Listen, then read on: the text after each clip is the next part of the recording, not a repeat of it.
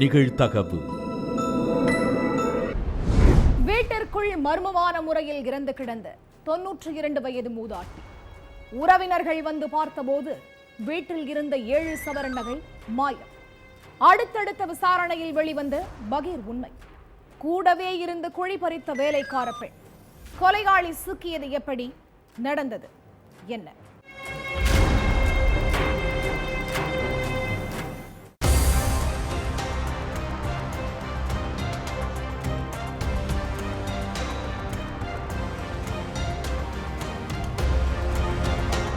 வெளியூர்ல வேலை பார்த்துட்டு இருந்த இளைஞர் ஒருத்தருக்கு காலங்காத்தால ஒரு போன் கால் வந்திருக்குது. எதிர் முனையில பேசின பெண் ஏதோ சொல்ல வராங்க. ஆனா ரொம்ப பதற்றமா இருந்ததால அவங்க வாய்ஸ்ல இருந்து வார்த்தையே வரல. பதற்றப்படாம என்னாச்சுன்னு சொல்லுங்கன்னு அந்த இளைஞர் கத்தி இருக்காரு. அதுக்கப்புறம் தான் உங்க அம்மா இறந்துட்டாங்க, உடனே ஊருக்கு புறப்பட்டு வாங்கன்னு அந்த பெண் சொல்லி இருக்காங்க. விஷயத்தை கேட்டு துடிதுடிச்சு போன இளைஞர் உடனே ராமநாதபுரத்துக்கு கிளம்பி போயிருக்காரு. அதுக்கப்புறம் ராமநாதபுரம் பரமக்குடியில உள்ள மூதாட்டி ஞான சௌந்தரி வீட்டுக்கு சொந்தக்காரங்க போய் பார்த்தப்போ 92 வயதான ஞான சௌந்தரி கட்டில் மேல உயிரற்ற உடலா இருந்திருக்காங்க. மூதாட்டி அப்படி பார்த்ததும் பதற்றமான உறவினர்கள் மறுபடியும் வலிப்பு ஏதாவது வந்துச்சா என்ன ஏதுன்னு வீட்டில இருந்த வேலைக்கார பெண் அன்னலட்சுமி கிட்ட கேட்டிருக்காங்க. அதுக்கு ஆமாங்கய்யா, அம்மாவுக்கு திடீர்னு வலிப்பு வந்துச்சு, அடுத்த கொஞ்ச நேரத்துல இறந்துட்டாங்கன்னு சொல்லியிருக்காங்க. அப்போ உறவுக்கார பெண் ஒருத்தங்க ஞான சௌந்தரி கழுத்து கை காதல போட்டிருந்த தங்க நகைகள் இல்லாததை கவனிச்சிருக்காங்க. ஞான சௌந்தரி போட்டிருந்த நகைகள்லாம் எங்க, என்ன ஆனாலும் அவங்க நகைகளை கலட்டவே மாட்டாங்களேன்னு கேட்டிருக்காங்க. அப்போ அன்னலட்சுமி திரு திருன்னு முழிச்சதை பார்த்து மூதாட்டியுடைய மகன் தன்னுடைய அம்மா மரணத்துல ஏதோ மர்மம் இருக்குன்னு புரிஞ்சுக்கிட்டு போலீஸ்ல கம்ப்ளைண்ட் பண்ணியிருக்காரு. அதுக்கப்புறம் சம்பவ இடத்துக்கு வந்த போலீஸ் அன்னலட்சுமி கிட்ட விசாரணை நடத்தியிருக்காங்க. ஞான சௌந்தரியுடைய நகைகள் எங்க, அவங்க எப்படி உயிரிழந்தாங்க, இப்படி ஏகப்பட்ட கேள்விகளை போலீஸ் கேட்டிருக்காங்க. ஆனா போலீஸுடைய எந்த கேள்விக்கும் ஒழுங்கா பதில் சொல்லாம அன்னலட்சுமி மழுப்பலாவே பேசியிருக்காங்க. அதனால அவங்க மேல உள்ள சந்தேகம் போலீஸுக்கு ஸ்ட்ராங் ஆகியிருக்கு.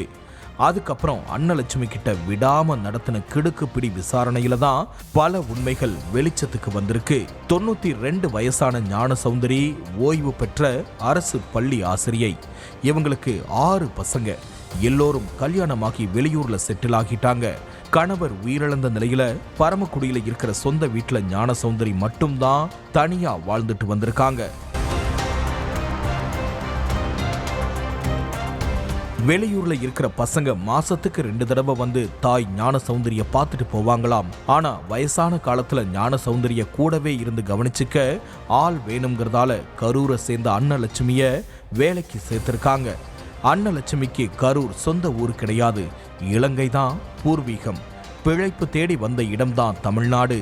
படுத்த படுக்கையா இருந்த ஞான சௌந்தரிய கடந்த சில மாதங்களாவே அன்னலட்சுமி தான் கூட இருந்து கவனிச்சிட்டு இருந்திருக்காங்க. ஆரம்பத்துல இருந்தே மூதாட்டி போட்டிருந்த நகைகள் மேல அன்னலட்சுமிக்கு ஒரு கண்ணு இருந்துகிட்டே இருந்திருக்கு.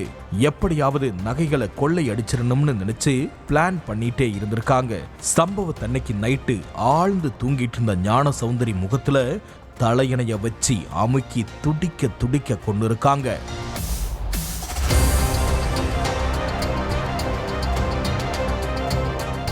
அதுக்கு பிறகு மூதாட்டி அணிஞ்சிருந்த 7.5 சவரன் தங்க நகைகளை கழட்டின அன்னலட்சுமி கரூர்ல இருந்து தன்னுடைய மகனை வரவச்சு அந்த நகைகளை அவங்கிட்ட கொடுத்து அனுப்பியிருக்காங்க.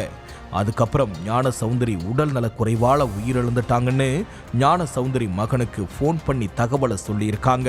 அது மட்டுமில்ல, மூதாட்டியுடைய மகன்கள் மகள்கள் சொந்தக்காரங்க எல்லோரும் வந்திருந்தப்போ ஞான சௌந்தரி இறந்ததை நினைச்சு கதறி அழுகிற மாதிரி நடிச்ச அன்னலட்சுமி எல்லோரையும் ஏமாத்தி இருக்காங்க. விசாரணையில எல்லா உண்மைகளையும் கண்டுபிடிச்ச போலீஸ் நகைக்காக மூதாட்டிய கொன்ன அன்னலட்சுமியையும் குற்ற சம்பவத்துக்கு உடந்தையாயிருந்த அவங்க மகன் பிரபுவையும் அரெஸ்ட் பண்ணிட்டாங்க.